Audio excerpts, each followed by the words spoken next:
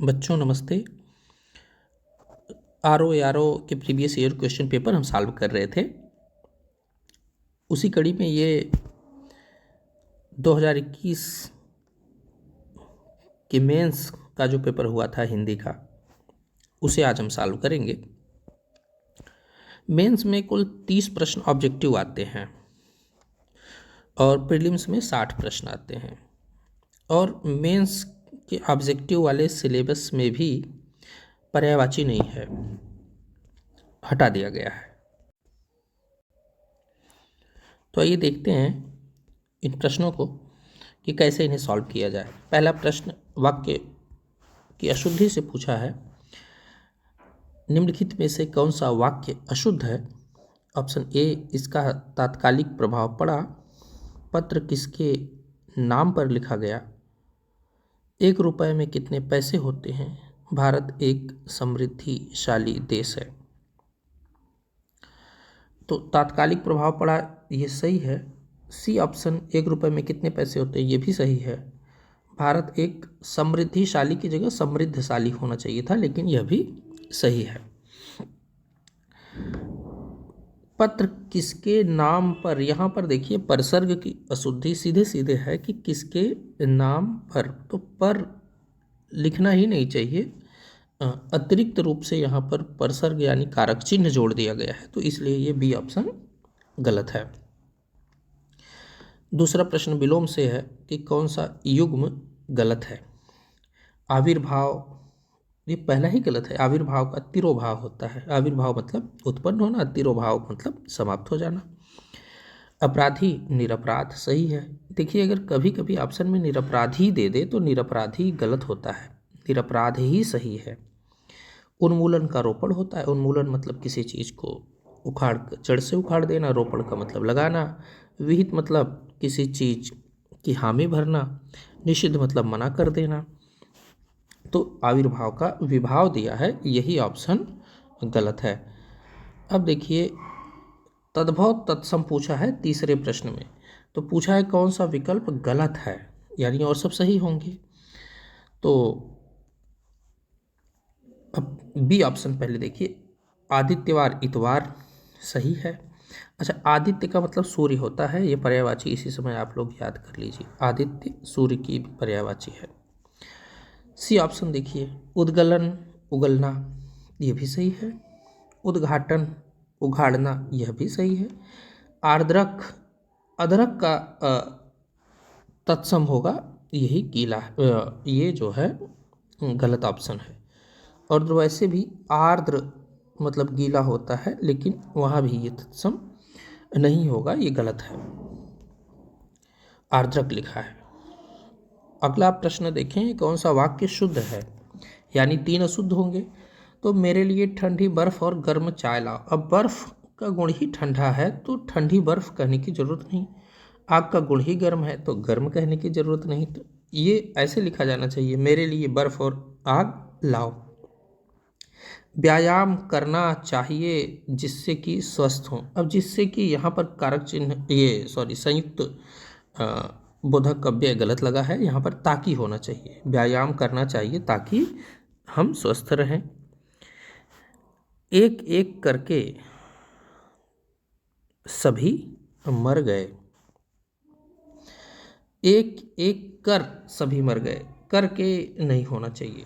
एक एक कर सभी मर गए, तो सी ऑप्शन भी गलत है। तुम्हारा यह कहना मेरे लिए बड़ी बात होगी। तुम्हारा यह कहना मेरे लिए बड़ी बात होगी, यही वाक्य जो है, यह वाक्य भी क्या है, शुद्ध है। यह वाक्य अशुद्ध नहीं है। जबकि देखिए, इसमें सॉल्व में यह दिखाया है कि तुम्हारा यह कहना मेरे लिए बड़ी बात होगा। मेरे लिए, मेरी समझ से तो बात स्त्रीलिंग होती है, बात कही जाती है। तो ये ऑप्शन डी ऑप्शन सही है, इसमें यह शुद्ध है, बाकी तीनों अशुद्ध है। 5वां प्रश्न देखें, विशेषण से संज्ञा की व्याप्ति मर्यादित होती है। बिल्कुल, विशेषण क्या करता है, संज्ञा की व्याप्ति परिमित होती है। कि संज्ञा और सर्वनाम की विशेषता बताता है विशेषण, और विशेषता बताने के साथ साथ क्या है, कैसे है। परिमित का मतलब कि उसे बांध देना कि अब, यानी मैं कहूँ कि बदमाश लड़का, यानी अब लड़का शब्द जो है ये संज्ञा है और बदमाश क्या है, अ, इसकी व्याप्ति को परिमित कर रहा है, मतलब लड़के को और स्पेसिफाई कर दे रहा है। परिमित कर देना मतलब विशेषीकृत, स्पेसिफाई कर देना। तो ये ऑप्शन सही है। बी ऑप्शन क्या लिखा है, जिस विकारी शब्द से संज्ञा की व्याप्ति मर्यादित हो उसे विशेषण कहते हैं। विकारी शब्द यानी जो विशेषण होते हैं वह भी विकारी शब्द होते हैं, और क्या करते हैं, संज्ञा की विशेषता बताते हैं। तो मर्यादित, व्याप्ति मर्यादित होने का मतलब यह है कि जो संज्ञा है, जैसे मैं कहूँ कि काला घोड़ा, घोड़ा संज्ञा है, यानी यहाँ पर विशेष्य है, और काला शब्द क्या है, विकारी शब्द है। देखिए, संज्ञा, सर्वनाम, क्रिया और विशेषण, इन चारों को विकारी शब्द कहा जाता है। क्यों? क्योंकि ये चारों अपना रूप बदल देते हैं। काला को काली भी कर सकते हैं, घोड़ा को घोड़ी भी कर सकते हैं, या काला को काले भी कर सकते हैं, घोड़ा को घोड़े भी कर सकते हैं, यानी लिंग और वचन के आधार पर ये बदल सकते हैं, इसलिए विकारी हैं। तो संज्ञा क्या होती है, इनसे मर्यादित होनी है। तो संज्ञा की व्याप्ति मर्यादित होने का मतलब कि संज्ञा की विशेषता बताई जा रही है। तो जिस विकारी शब्द से संज्ञा की विशेषता बताई जाए उसे विशेषण कहते हैं। यह बिल्कुल सही ऑप्शन है। प्रयोग की स्थिति के आधार पर अंकित शब्द विशेषण और विशेष्य दोनों हैं। देखिए, अंकित शब्द विशेषण और विशेष्य दोनों है, कैसे पहचानेंगे? अगर अंकित किसी व्यक्ति का नाम होगा, संज्ञा होगा, तो वह विशेष्य हो जाएगा। मैं कहूँ कि बदमाश अंकित, तो विशेष्य हो गया। लेकिन अगर अंकित शब्द का अर्थ ले लिया जाए कि कुछ जो टाइप किया हुआ है, जो लिखा हुआ है, तो मैं कह दूं कि अंकित शब्द, यानी जो शब्द लिखा हुआ है, तो यहाँ पर विशेषण हो गया है। तो यह भी सही है। चौथा ऑप्शन यह है कि विशेषण सदैव विशेष्य के पहले प्रयुक्त होता है, विशेष्य के बाद कभी प्रयुक्त नहीं होता। तो ये ऑप्शन गलत है। क्यों गलत है? क्योंकि विशेषण पहले भी प्रयोग किया जा सकता है, बाद में भी प्रयोग किया जा सकता है। जैसे मैं कहूँ कि घोड़ा काला है, यहाँ पर तो विशेषण बाद में आ गया, घोड़ा काला है, तो इसे कहेंगे विधेय विशेषण। लेकिन अगर पहले आता है तो, जैसे मैं कहूँ काला घोड़ा दौड़ रहा है, काला घोड़ा दौड़ रहा है, इस वाक्य में यह विशेष्य विशेषण है। और दूसरे वाक्य में जहाँ पर विशेषण बाद में आया है, यह विधेय विशेषण है। तो यह दो तरह का होता है। तो पांचवें प्रश्न में डी ऑप्शन गलत है। छठवां प्रश्न क्या है, संख्यावाचक विशेषण चौगुना इनमें से। तो जहाँ दुगुना, तिगुना, चौगुना लगे वहाँ आवृत्तिवाचक विशेषण होता है। क्रमवाचक विशेषण जहाँ रैंक दी जाए, प्रथम, द्वितीय, तृतीय, या पहला, दूसरा, तीसरा, चौथा, क्रमवाचक होगा। गणनावाचक जहाँ 1, 2, 3, 4 ऐसे कुछ कहा जाए। समुदायवाचक विशेषण कहाँ होता है, जहाँ तीनों, चारों, पांचों, यानी एक ग्रुप बनाने की बात की जाए, तो वहाँ समुदायवाचक। सातवां प्रश्न, निम्नलिखित शब्दों में से कौन सा शब्द मूल रूप से विशेषण है? तो पहला ही ऑप्शन ए, पतला, मूल रूप से विशेषण है, क्योंकि किसी भी व्यक्ति और वस्तु का आकार बता देता है कि पतला लड़का, दुबला लड़का।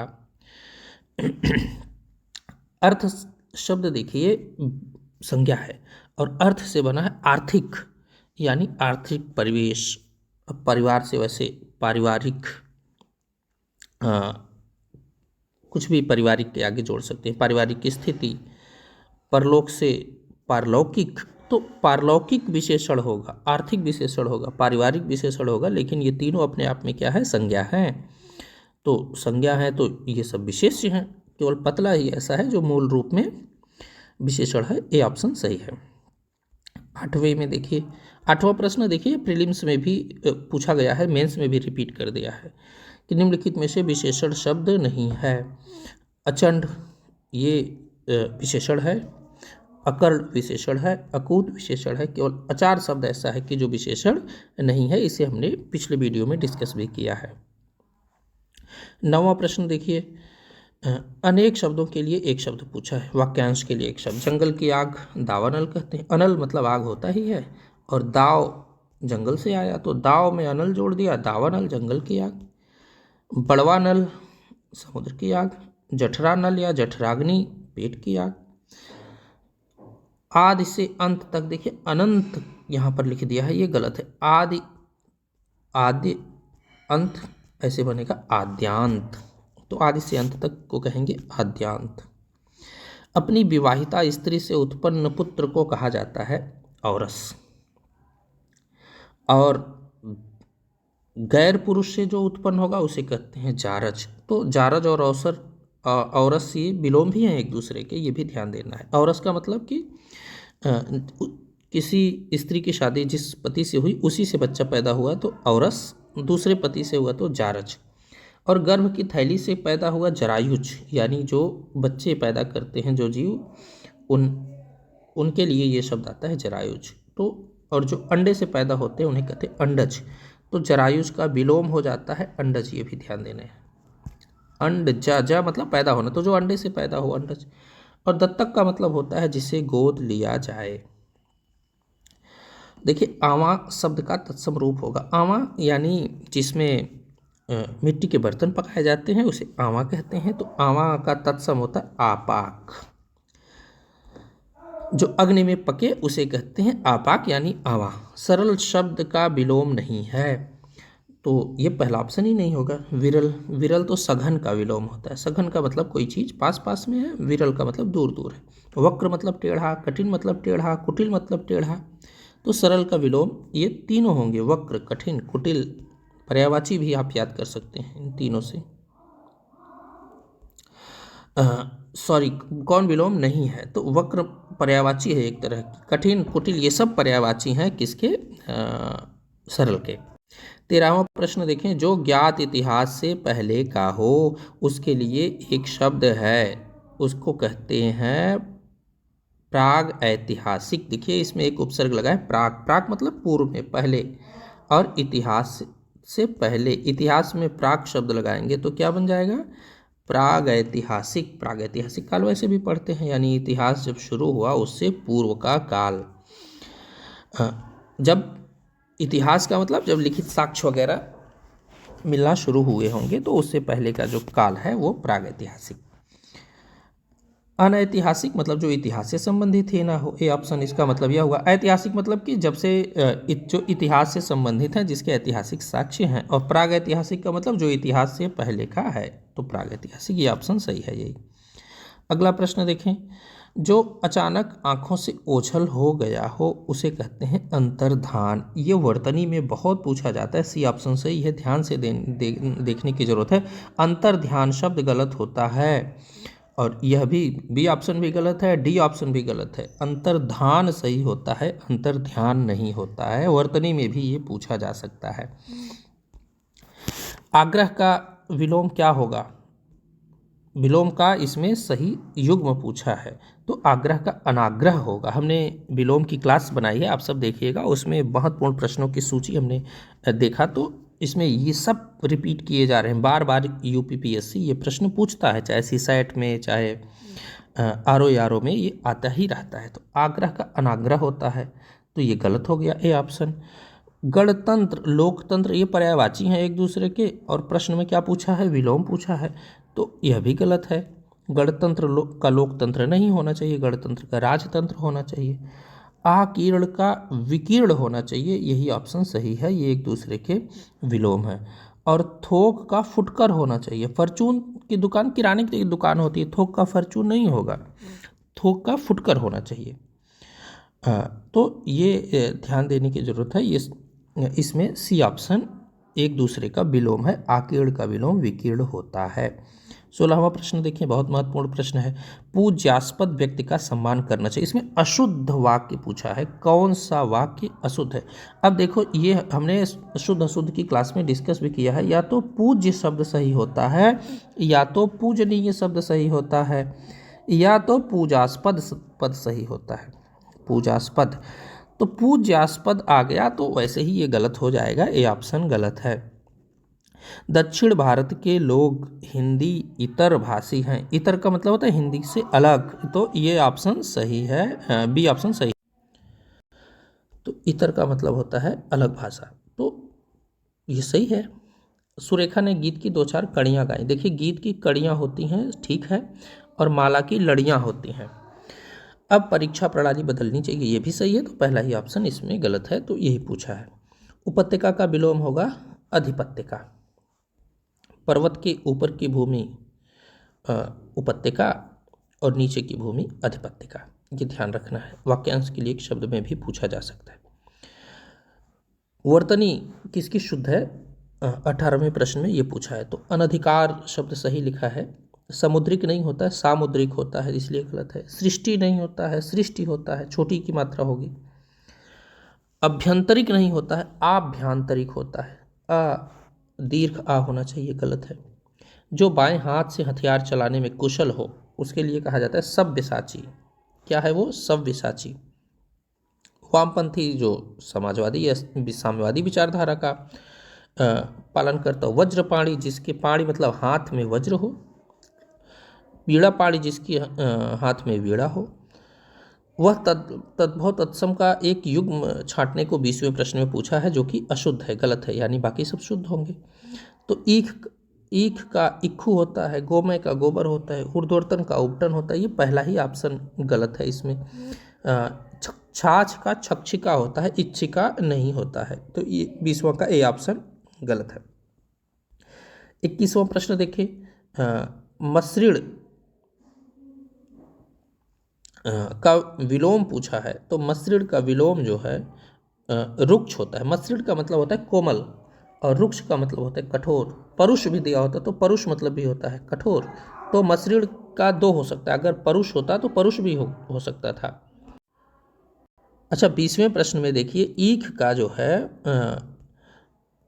इक्खू, ये दूसरा वाला ऑप्शन भी तद्भव है, दोनों इक्षु होना चाहिए था, ये ध्यान नहीं दिया मैंने, एक का इक्षु। तो पहला और दूसरा ये दोनों ऑप्शन इसमें अशुद्ध हैं, तो दोनों सही हो सकते हैं इसमें। अगला प्रश्न देखें, सुघट और सुघड़, ये तद्भव तत्सम का युग्म सही है। पूछा है कि कौन सा तद्भव तत्सम गलत है। ज्ञातृगृह नहर सही है, बिल्कुल सही है। पर्यशालिका पंसारी, ये भी सही है। डी ऑप्शन में प्रतिवेशी मवेशी, प्रतिवेशी पड़ोसी को कहते हैं, पड़ोसी का तत्सम प्रतिवेशी, तो यही ऑप्शन गलत है, डी ऑप्शन, और यही सही है, हमारा उत्तर यही हो जाएगा। मोक्ष पाने की इच्छा रखने वाला उसे कहते हैं मुमुक्षु। मुमुक्षु, इसमें टाइपिंग गलत है, तो मुमुक्षु ऑप्शन नहीं है, कहीं पर मुमुक्षु होना चाहिए था। तैरने की इच्छा तितिक्षा, और तैरने की इच्छा रखने तितीर्षा, तैरने की इच्छा रखने वाला तितीर्षु, तो ये जो बी ऑप्शन में तितीर्षु लिखा था, यानी तैरने की इच्छा रखने वाला। ऐसे मोक्ष की इच्छा रखने वाला मुमुक्षु और मोक्ष की इच्छा मुमुक्षा, तो ये ध्यान देना है, मुमुक्षा और मुमुक्षु में अंतर है। मुमुक्षा मतलब मोक्ष की इच्छा और मुमुक्षु मतलब मोक्ष की इच्छा रखने वाला। इसी तरह से तैरने की इच्छा तितीर्षा, तैरने की इच्छा रखने वाला तितीर्षु, तो ये ध्यान देना है कि प्रश्न में क्या पूछा है, उसी तरह से उत्तर लगाना पड़ेगा। और तितिक्षा का क्या मतलब होता है? सहनशीलता, और तितिक्षु का मतलब सहनशील, जो व्यक्ति सहनशील हो। ठीक। अगला प्रश्न है 24वां, अशुद्ध वर्तनी पूछा है, तो उंगली हमेशा सही होता है, अंगुली शब्द अशुद्ध होता है। अगर मान लो कि यहाँ अंगुली दे देता तब गलत हो जाता, तो उंगली और अंगुली में ध्यान देना कि अंगुली गलत है, उंगली सही होता है। ठीक। बांस, बांस भी शुद्ध है। 5वां, इसमें यही गलत है, इसमें पा जब कहता है तो इसका मतलब इसमें चंद्र बिंदु होना चाहिए, जिसे हम कहते हैं अनुनासिक। 5वां ऐसे लिखा जाएगा, चंद्र बिंदु यहाँ पे भी होगा, यहाँ भी होगा, यानी दोनों पे अनुनासिक होगा। दांत सही से लिखा है, शुद्ध लिखा है। वर्तनी पूछा है अगले में, तो अनुग्रहीत की वर्तनी सही है, सी ऑप्शन। ये हमेशा, ये बहुत बार रिपीट किया हुआ ये प्रश्न है, अनुग्रहित नहीं होता है, अनुगृहीत होता है, तो ये 25वां का सी ऑप्शन सही है। निम्नलिखित में से तद्भव शब्द है, तो तद्भव, कुक्कुर तो तत्सम होता है और कुत्ता इसका तद्भव होता है, ये ध्यान देना है कि ये तत्सम है। कटुक, ये जो है यह भी तत्सम है। और प्रश्न क्या पूछा है? तद्भव, तो भांडार शब्द तद्भव है। और मयंद शब्द भी तद्भव है, दो के दोनों इसमें तद्भव हैं। ये तो कुछ प्रश्न यूपीपीएससी के द्वारा गलत भी पूछे जाते हैं, तो इसमें से दोनों ऑप्शन सही होंगे, आप जो भी लगाएंगे वो सही होंगे। अगला प्रश्न देखें, वह बहुत खाता है में बहुत शब्द क्या है? तो खाने की विशेषता किससे बताई जा रही है? बहुत से बताई जा रही है। और पूछ रहा है कि कौन सा विशेषण है, तो बहुत मतलब निश्चित ही नहीं है कि वह कितना खाता है। तो यह परिमाण बोधक विशेषण है, और परिमाण बोधक के भी दो भाग होंगे, निश्चित परिमाण और अनिश्चित परिमाण। तो परिमाण बोधक में अनिश्चित परिमाणवाचक या परिमाण बोधक विशेषण है। वास्तव में यह विशेषण ना होकर के यह क्रिया विशेषण है, क्योंकि खाना एक क्रिया है। इस क्रिया की विशेषता बताई जा रही है कि कितना खाता है, तो बहुत खाता है। और बहुत भी अपने आप में क्या बता रहा है? परिमाण है। और परिमाण कैसा परिमाण है? अनिश्चित परिमाण है। तो अनिश्चित परिमाणवाचक विशेषण, ये ध्यान देने की जरूरत है।